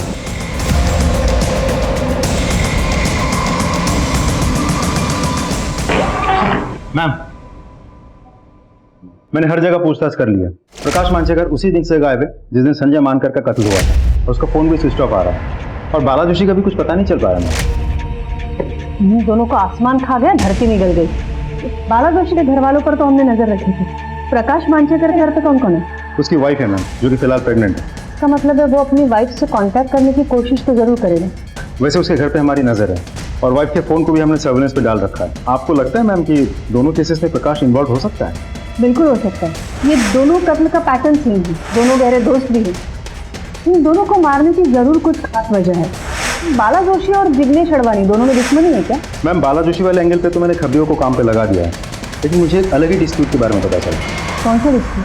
कि जिग्नेश अडवाणी का एक बहुत बड़ा रेस्टोरेंट कम होटल है हाईवे पे, उसी की जमीन पे जिग्नेश का किसी घनश्याम पुरोहित नाम के बहुत बड़े बिल्डर के साथ पिछले कुछ सालों से डिस्प्यूट चल रहा है। बरवे, ये जिग्नेश अडवाणी के डिस्प्यूट के बारे में उसके घर वालों से पता लगाना चाहिए। Yes ma'am. Let's go.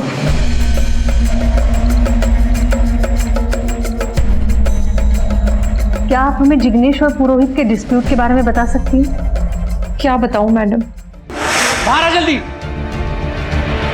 कहाँ कर बेटा? कहाँ छुप के बैठा है? जल्दी बोल। वो घर पे नहीं है, क्या काम है? उसे बोल दे, उस ढाबे की जमीन अगर उसने मेरे हवाले नहीं की तो तू और तेरा परिवार साथ में ऊपर जाएगा। वो मेरे पति की आखिरी निशानी है। हम मर भी जाएंगे लेकिन वो जमीन नहीं देंगे। ये बात। चलो ठीक है, हम एक काम करते, तुम जिंदा ही रहो और जिंदगी भर इस बात का मलाल मनाती रहो कि तूने मेरी बात नहीं मानी। देख क्या रहे हो, शुरू हो जाओ। छोड़ दो, छोड़ दे उसे। देख, आज तेरी बेटी को कुछ नहीं किया है, हाँ, लेकिन कल कर भी सकते, और समझा देना तेरे बेटे को। चलो रे।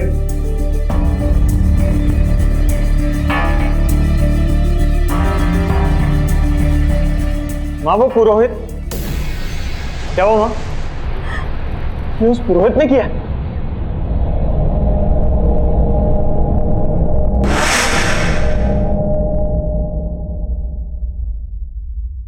मैडम मुझे पता था कि मेरी फैमिली को उस जिग्नेश अडवाणी ने मारा था।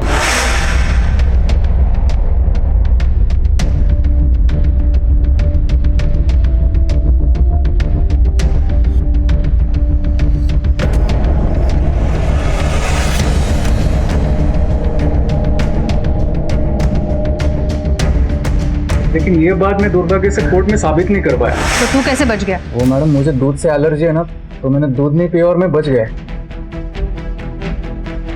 तू इतने यकीन के साथ कैसे कह सकता है कि तेरे फैमिली को जिग्नेश नहीं मारा है? हाँ, मैं नहीं मारा है तेरी फैमिली, लेकिन अफसोस ये सब जानकर भी तू कोर्ट में कुछ साबित नहीं कर पाएगा। और हाँ, एक बात और कान खोल के सुन ले, हमारी जमीन के बारे में एक बार और सोचा ना तो तुझे भी तेरी फैमिली के पास पहुंचा दूंगा। बस उसके बाद मैंने उस जमीन को बुला दिया और वो प्रोजेक्ट भी बंद कर दिया। इतनी जल्दी हार मान गया तू? अगर तेरे खिलाफ मुझे एक भी सबूत मिला तो मैं तेरी ऐसी हालत करूंगी कि अफसोस करने के लायक भी नहीं रहेगा तू। और एक बात याद रख, प्राइम सस्पेक्ट है तू हमारा।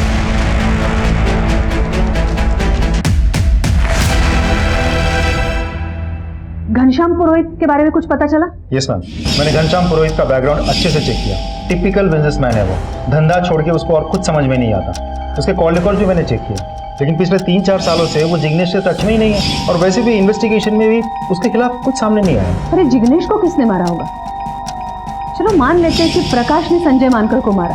कि इस थ्योरी को सपोर्ट करने के लिए एक फैक्ट है कि जिस दिन कत्ल हुआ उस दिन प्रकाश का फोन लोकेशन क्राइम स्पॉट के नजदीक था, लेकिन फिर वो गायब है, उसका फोन भी ऑफ है।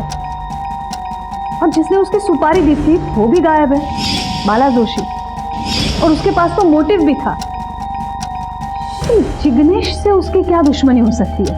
और कॉन्ट्रैक्ट तो सिर्फ संजय मानकर को मारने का दिया था, तो ये जिग्नेश को किसने मारा? और मारने का तरीका भी बिल्कुल सेम है, वही पैरों के निशान, सब कुछ उन्हीं दो लोगों के निशान। राइट। पर वे चलो मान लेते हैं कि एक प्रकाश है, तो फिर दूसरा कौन है? नहीं, ये घनश्याम पुरोहित को क्लीन चिट नहीं दे सकते हम, उसने भी अपने पूरी फैमिली को खोया है। इतनी आसानी से तो चुप नहीं बैठेगा वो। और तुमने भी तो कहा था कि वो पक्का बिजनेसमैन है, तो हो सकता है उसने पूरे सोच समझ के साथ इन हत्याओं को अंजाम दिया हो। या फिर ये भी हो सकता है कि किसी के थ्रू ये सब करवाया हो। संजय को मारने के बाद प्रकाश को ही जिग्नेश की सुपारी दी हो। और हाँ, ये जिग्नेश से रिलेटेड जितने भी लोग हैं, उसकी माँ, स्टाफ, एवरी पॉसिबल पर्सन, सबकी जानकारी निकालो, एक को भी नहीं छोड़ना। मेरे ख्याल से इन दोनों केस से रिलेटेड कोई ना कोई ऐसा हीरा है जो हमारे हाथ जरूर आएगा, जो अब तक हमारे नजर से बाहर है। एक के बाद एक 2 लोग, संजय मानकर और जिग्नेश अडवाणी का कत्ल हो चुका था। और इन हत्याओं की गुत्थी को सुलझाने के लिए पुलिस के हाथ कोई भी सिरा नहीं लगा था। जैसे जैसे पुलिस की इन्वेस्टिगेशन आगे बढ़ रही थी, पुलिस के सामने एक के बाद एक कई कड़ियां खुल रही थी। पर अब भी पुलिस का सामना एक ऐसी घटना से होने वाला था जो उनकी अब तक की इन्वेस्टिगेशन का रंग रूप ही बदल देगी। मैम, इस केस की एक बहुत ही इंपॉर्टेंट लीड हाथ लगी है। बाला जोशी की बहन घनश्याम पुरोहित की सेकंड वाइफ है। एक और खास बात पता चली है मैम, गौतम पवार पिछले कुछ महीनों से इस बाला जोशी के कांटेक्ट में था, यहाँ तक के मर्डर्स के बाद भी। और कमाल की बात तो यह है कि उसने कॉल करने के लिए अपने नहीं बल्कि अपने बीवी के फोन का इस्तेमाल किया था, ताकि हम उसे ट्रैक न कर सकें। इंटरेस्टिंग। बड़वे गौतम पवार को उठा।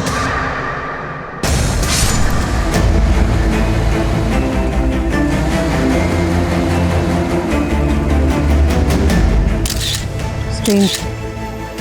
बड़वे, इसका भी सर पत्थर से कुचला गया है, गर्दन भी मुड़ी हुई, ठीक उसी तरह जिस तरह संजय और जिग्नेश को मारा गया। और ये देखिए, बिल्कुल वैसे ही पैरों के निशान।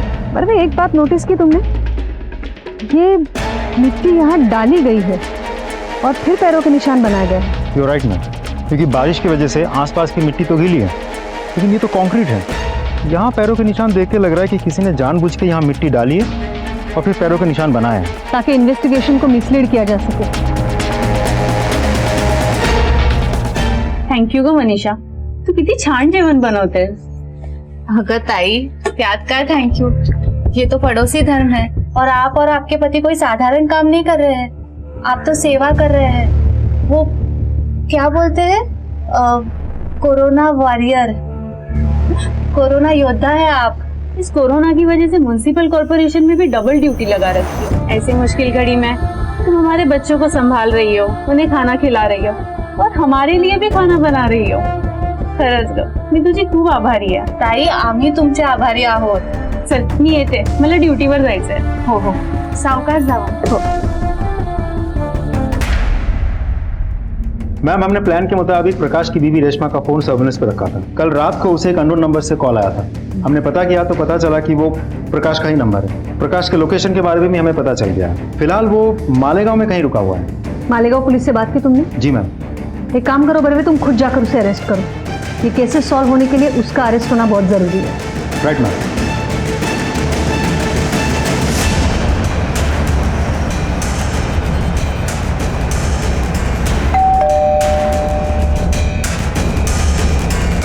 क्या मांगता है? प्रकाश मंचेकर कहां तक भागेगा? हाँ? करके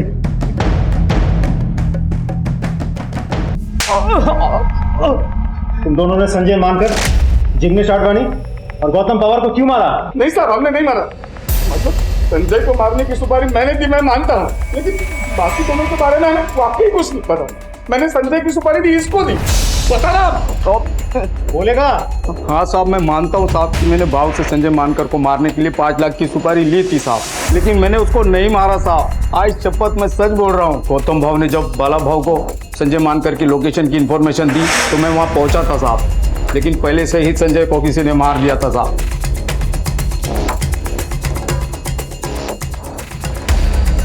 मैंने संजय की लाश को वहाँ देखा, लेकिन वहाँ बहुत ज़्यादा अंधेरा था, मैं ठीक से कुछ देख तो नहीं पाया. अब मैंने नहीं मारा था. तो शहर छोड़ के क्यों भागा था? मैडम, मेरे मन में लालच आ गई थी.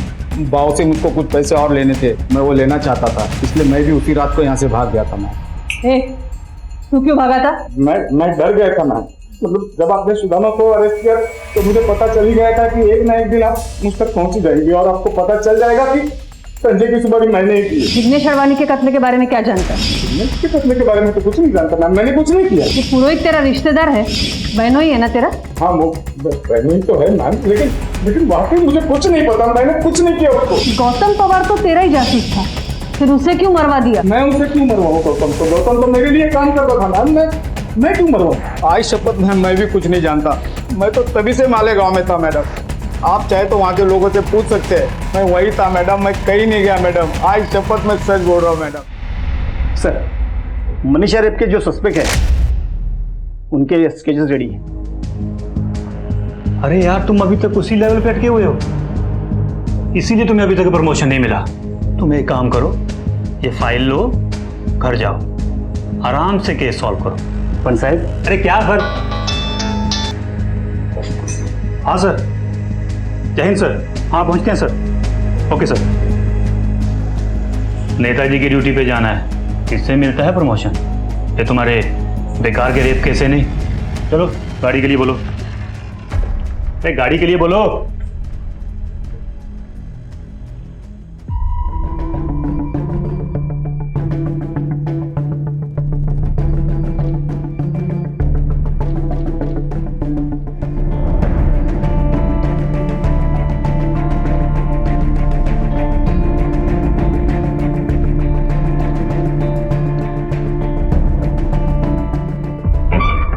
मैम, गौतम पवार के कॉल रिकॉर्ड्स आ गए. उस दिन उसने भी एक नंबर पे 2 बार बात की थी, जिसके बाद उसका भी कत्ल हो गया. और खास बात तो ये है कि मरने से आधे घंटे पहले ही उसने बात की थी मैम. ये वही नंबर है जो हमें संजय मानकर के कत्ल के समय मिला था, जिसका आज तक हमारे पास कोई इन्फॉर्मेशन नहीं है, कोई डिटेल नहीं है. मैंने भी वो नंबर ट्राई की थी मैम, स्विच ऑफ आ रहा है. ये नंबर हमारे लिए बहुत बड़ी लीड हो सकती है बरवे.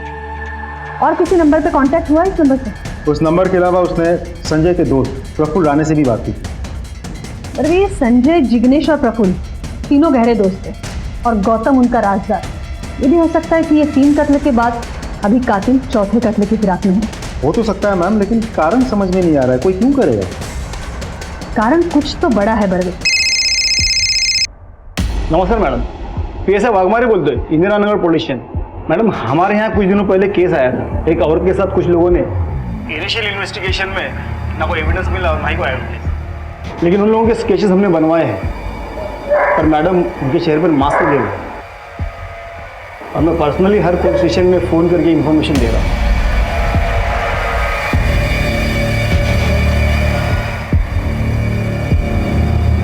ओके, आप हमें स्केचेस भेज दीजिए। Thank you madam, thank you very much. Barve एक काम करा, ये तीनों दोस्तों के CDR मुझे चाहिए। जी मैम। और एक बात, संजय मानकर के कत्ल से 1 महीना पहले की। हो जाएगा मैम, लेकिन कोई खास बात?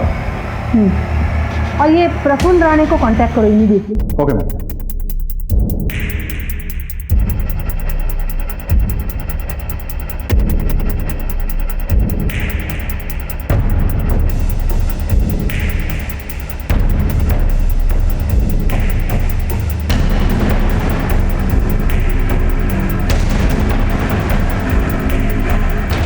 क्या प्रफुल्ल राणे क्वारंटाइन सेंटर से गायब है?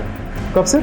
सर आज शाम को ही मैंने दवा दी थी, उसके बाद मैं कब कहाँ गायब वो कुछ पता ही नहीं। मुझे आज पूरे दिन की CCTV फुटेज चाहिए, अभी इसी वक्त।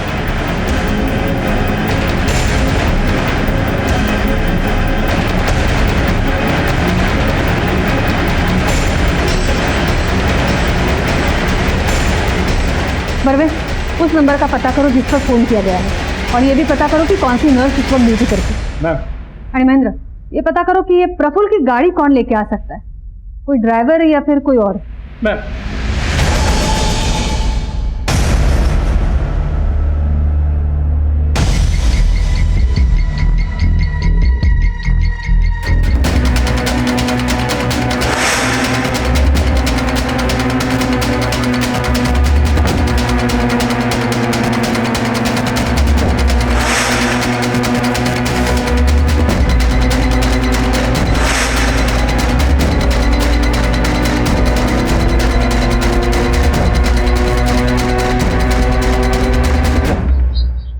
मी तर कालपासून ड्युटीवर गेलेली नाही आहे, वो एक्चुअली मुझे फूड पॉइजन हो गया है। घर का खाना खा के फूड पॉइजनिंग कैसे हो सकता है? और वैसे भी लॉकडाउन की वजह से सारे होटल्स बंद है। आपने खाना कहाँ से मंगवा लिया था? बाहेरून मागवलं नव्हतं, वो मेरी पड़ोसन है ना मनीषा चौहान, उसने मुझे खाना दिया था और मैंने वही खाया था। उसने आपको खाना क्यों दिया था? सब वो मेरे बच्चों की आजकल बहुत देखभाल करती है और ती त्यांना जेवायला पण घालते, लेकिन मैं मेरा और मेरे पति का खाना घर पे आके बना देती हूँ। वो तो परसों मुझे देर हो गई थी, इसलिए मनीषा ने मुझे खाना दिया था।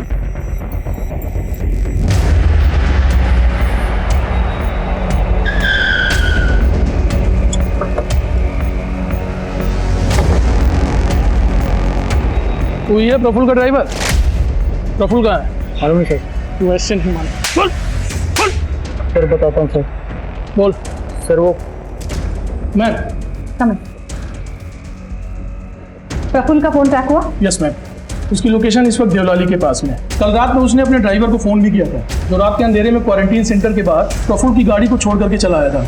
उसके ड्राइवर से एक बात और पता चली मैडम, उसने बताया कि प्रफुल्ल का देवलाली में एक फार्म हाउस भी है।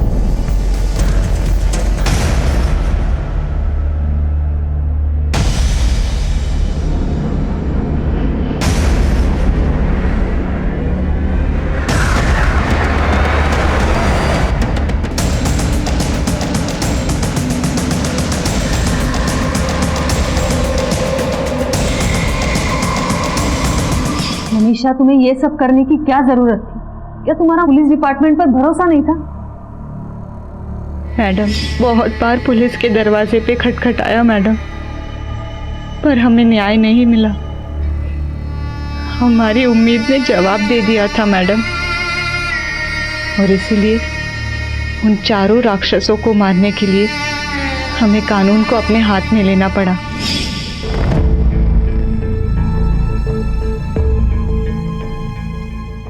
तुमने उन्हें पहचाना कैसे? जिस दिन उन राक्षसों में से एक राक्षस हमारी बस्ती में राशन बांटने आया, उस दिन मैं उसे पहचान गई।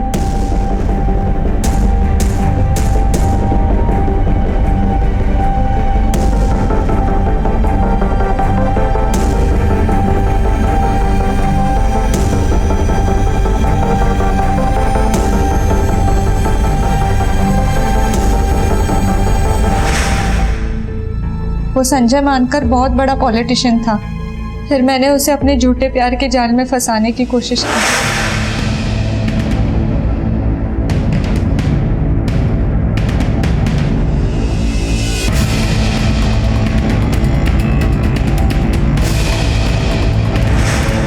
हमने पता करने की कोशिश की कि उस रात संजय के साथ और कौन कौन था। फिर हमने एक के बाद एक जिग्नेश और गौतम को मौत के घाट उतार दिया। पर हमने तो उसे भी मारने का प्लान बना लिया। निशा और शंकर, इतना अफसोस हो रहा है तुम्हें देखकर। एक अजीब सा सिलसिला शुरू हो चुका है। विक्टिम्स क्रिमिनल बन रहे हैं और क्रिमिनल्स विक्टिम। अगर सब लोग इस तरह कानून हाथ में लेने लगे तो समाज का क्या होगा?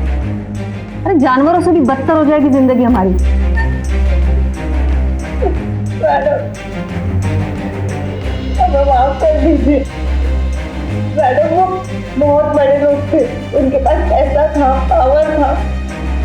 हमें लगा कहीं वो इस चीज का इस्तेमाल करके इस केस को दबा ना दे। मैडम, वैसे भी हम गरीबों की कौन सुनता है? कानून सबकी सुनता है मनीषा, और सबके लिए सेम होता है। जरूरत है उस पर विश्वास करने। थोड़ी देर सब्र होती, लेकिन गुनहगार पकड़े जरूर जाते। वो कोई हैबिचुअल क्रिमिनल्स नहीं थे, उन्हें भी अपराध का पछतावा हुआ होगा।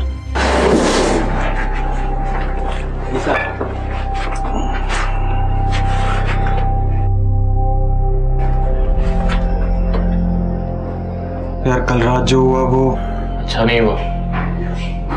पता नहीं क्या हो गया था, हम सब राक्षस बन गए थे। हाँ यार, हम सब राक्षस बन गए हैं। देख, मुझे भी बुरा लग रहा है, लेकिन क्या करें, बुरा सपना समझ के भूल जाते। क्या हम कभी इस गिल्ड से बाहर निकल पाएंगे? हर इंसान के अंदर एक राक्षस छिपा हुआ होता है जो हर पल बाहर आना चाहता है, लेकिन हमारी शिक्षा, हमारे संस्कारों की मदद से हम बचपन से उस राक्षस को अपने अंदर दबाए रखना सीखते हैं। पर हमारा गुस्सा और बदले की भावना हमारे अंदर दबे हुए राक्षस को बाहर आने के लिए प्रेरित करती है। संजय मानकर, जिग्नेश अडवाणी और प्रफुल्ल राणे, ये कोई हैबिचुअल क्रिमिनल्स नहीं थे, लेकिन उस रात नशे की हालत में उनके अंदर का राक्षस बाहर आ गया और वो एक घिनौना गुनाह कर बैठे। वैसे ही मनीषा और शंकर के अंदर दबी बदले की भावना ने उनके अंदर के राक्षस को हवा दे दी। ये राक्षस आपको जुर्म के ऐसे रास्ते पर लाकर छोड़ता है जहां से वापस आना मुमकिन नहीं होता। क्राइम पेट्रोल्स के और भी दिलचस्प कहानी देखने के लिए हमारे चैनल को सब्सक्राइब करें और बेल आइकॉन दबाना न भूलें।